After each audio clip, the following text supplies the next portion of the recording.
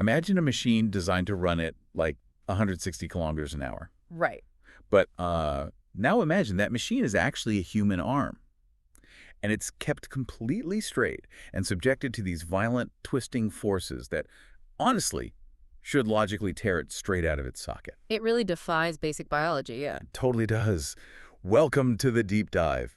Today we have a stack of biographical sources on a man who practically turned himself into a human centrifuge. We're talking about the Australian cricket legend, Brett Lee. That's right. And our mission today is to explore what happens when a human being looks at their biological red line, that supposed structural limit of the human body, and just decides to sprint right past it. Yeah, because, the raw numbers regarding his speed usually dominate the conversation. That's what people remember. Wait, for sure. 100%. But looking through these sources, the underlying narrative is really how his specific cocktail of relentless pace, this biomechanical anomaly, and sheer physical resilience fundamentally altered the global sport of cricket. He changed the whole game. Exactly. He didn't just bowl fast. He forced the entire sport to adapt to, well, an entirely new physical reality. Okay, let's unpack this. Because before we trace his backstory or, look at his career statistics, we really have to ground you, the listener, in the sheer physical spectacle that defined his entire existence on a pitch. You really do. You have to start with the pace. Right. The sources consistently label him as one of the fastest bowlers in the history of the sport. He was regularly operating at over 150 kilometers per hour. But the absolute peak, the summit of this mountain, came in 2003 against the West Indies. Yeah, that famous delivery. A staggering delivery clocked at 161.1 kilometers per hour. And just for our imperial listeners, that is 100.23 miles per hour. It's just insane. What's fascinating here is that to truly understand the magnitude of that number, you really have to look at the strict biomechanics of cricket. Right, because it's not like baseball. Exactly. Unlike baseball, where a pitcher is allowed to, bend their elbow to whip the ball forward, generating all that speed from the shoulder and elbow hinges, a cricket bowler has to keep their arm completely straight when delivering the ball. It's essentially a human trebuchet. That's a great way to put it, yeah. You have this completely straight, stiff lever, the arm. And to generate that terrifying forward momentum, the bowler has to start their run-up from, 30 meters away. Right. They reach an almost full sprint, plant their front foot violently into the turf, and then use that blocked leg as a rigid pivot point to just snap that entire upper body forward. It's like pushing a machine past its red line. You're trying to hit 161.1 without physically breaking apart. And the amount of kinetic energy being transferred there is staggering. It moves from the heavy impact on the egg, shoots up through the knee, twists through the lower back, and finally releases down that completely stiff arm. Again, it all culminates in the fingers. Oh, yeah. When he hit that 161.1 kilometers per hour mark, he was maximizing the absolute structural limits of human bone and tendon. But, what makes this so impactful on the pitch isn't just the sheer velocity itself. Oh, right. It's the poor guy on the other end. Exactly. It's how it affects the person standing 20 meters away holding a wooden mat. Put yourself in the shoes of the batsman for a second. You are standing at the crease. You have a rock-hard, leather-wrapped sphere flying at your head at 160 kilometers an hour. It's terrifying. If you do the math on that distance, you have roughly 0.4 seconds to react. If you blink twice, you're hit. Yeah, at that speed, human reaction time is pushed way past conscious thought. You can't even think about it. No, you can't. A batsman cannot wait to see the ball, consciously decide on a defensive or offensive shot, and then swing the bat. There's just no time. They are relying entirely on muscle memory and deeply ingrained instinct. Which is wild to think about. They actually have to pick up subtle cues from his shoulder and wrist orientation before he even releases the ball. Because, the ball itself is traveling too fast for the eye to continuously track. And the sources note he combined this extreme pace with a highly aggressive line and length. Right. And just for anyone who doesn't spend their weekends watching cricket, line and length basically refers to the exact GPS coordinates where the ball bounces on the pitch before reaching the batter. The precision is key. Yeah, he wasn't just throwing wildly hoping to intimidate somebody. He was pitching the ball in highly specific, super dangerous zones.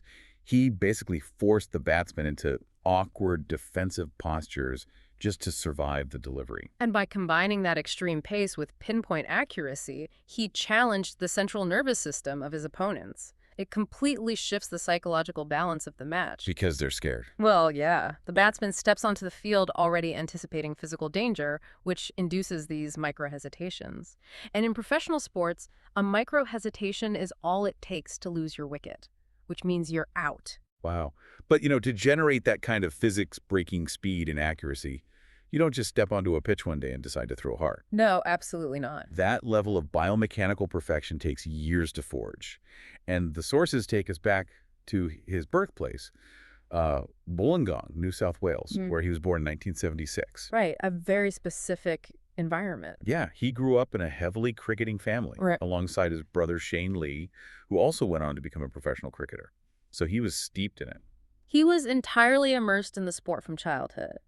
But more specifically, he was immersed within an Australian cricketing culture that historically values highly aggressive, fast bowling. They love their pace. They do. Australia has a very long lineage of using pace as a primary weapon of intimidation.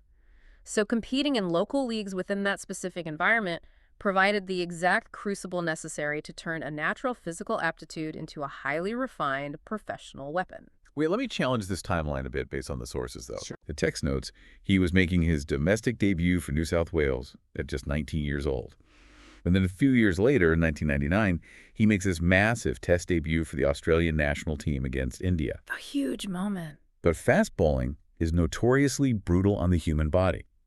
So how does a young player whose skeletal structure and muscle density are barely even finished developing not only survive those massive kinetic forces, but immediately dominate an international powerhouse like India? It's a great question. Was this rapid rise just raw, innate talent? Or was it the environment? Was the international competition just having a weak year? Or was he a complete physical anomaly? The sources heavily suggest he was a physical anomaly, but coupled with an incredibly efficient technique. Right. Fast bowlers typically reach their absolute peak in their mid to late 20s, because that is usually when they've built the necessary core strength and muscle density to actually protect their joints from the repetitive trauma of the delivery stride. Makes sense. You need the armor. Exactly. So Lee bypassing that waiting period entirely and arriving fully formed on the international stage suggests his body mechanics were just incredibly efficient from the very start. He didn't have to grow into his speed, he just had it. Right. And his 1999 debut against India is heavily emphasized in these sources for a reason. Taking a 5-wicket haul on debut. Wait, meaning he single-handedly dismissed 5 Indian batsmen in a single innings? Exactly. Which is an incredibly rare feat. It wasn't just a good start for a rookie. It served as a clear broadcast to the international cricket community that the baseline speed of the global game had just been artificially raised. The bar just went way up. Way up. But arriving with a massive bang is one thing. Maintaining that fear factor is another. We see a lot of raw, fast athletes in various sports who, flash brightly, throw incredibly hard, and then just kind of fade away when opponents figure out their one trick. Yeah, the flash in the pan. Exactly. But here's where it gets really interesting regarding Brett Lee. He managed to apply this terrifying weapon across completely different formats of the game under immense, suffocating pressure. His adaptability really is a core theme in his biography. The sources highlight several pivotal moments that showcase this. You have his role in the storied 2005 Ashes rivalry against England. Which is Test cricket, right? Yes, specifically his remarkable spell at Old Trafford.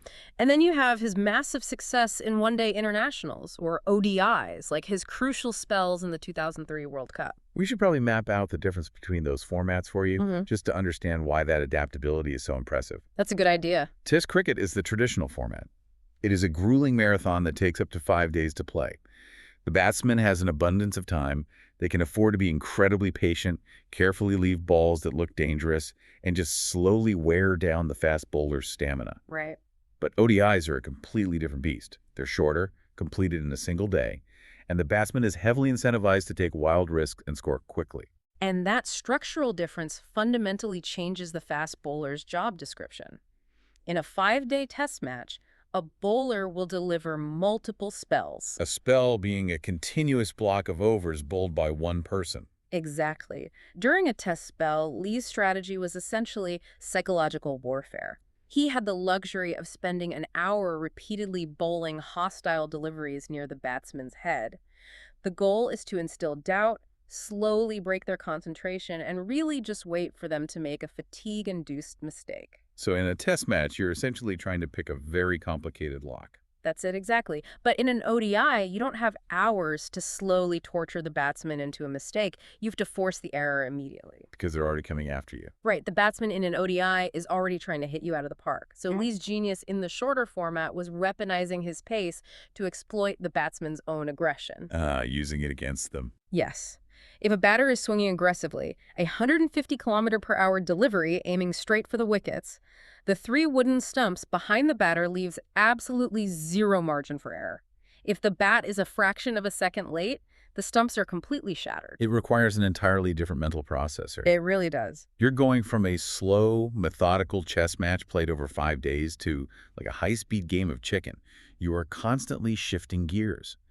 And to maintain the cardiovascular endurance, to sprint in 30 meters and deliver those extreme speeds in both formats year after year, I mean, that requires a superhuman level of fitness. And the sources emphasize his knack for taking wickets at crucial times. That specific phrasing tells us he had a very high cricketing IQ. It wasn't just brute force. No, not at all.